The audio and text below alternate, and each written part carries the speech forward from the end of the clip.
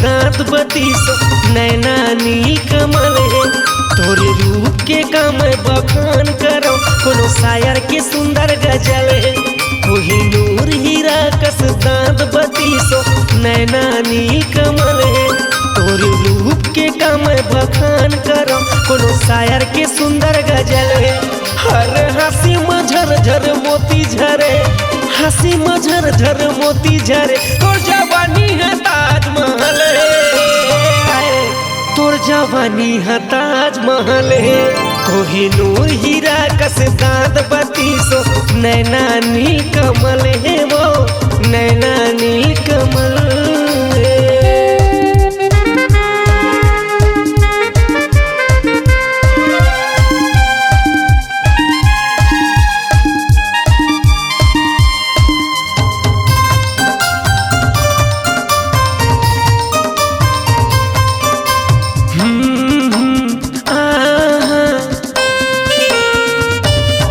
चंदन कसम के बदन फुलवारी में जैसे चमन।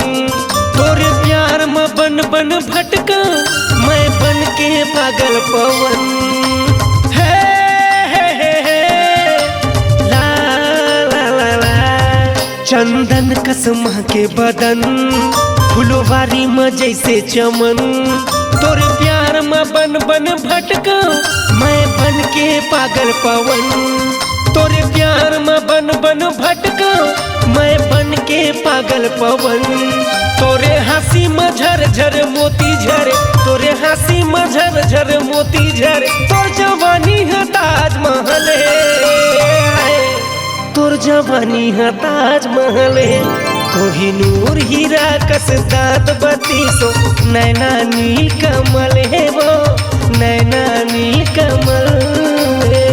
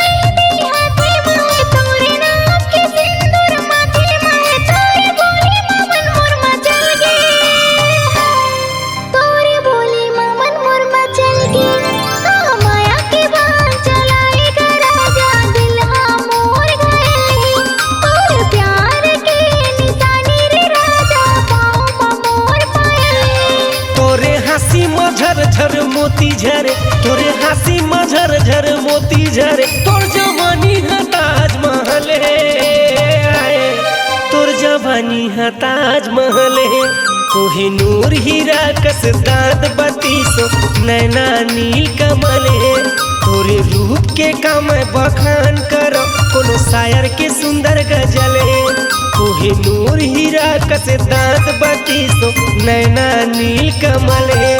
तोरे रूप के काम बखान करो कोनो शायर के सुंदर गजल है, कोनो शायर के सुंदर गजल है, वो शायर के सुंदर गजल।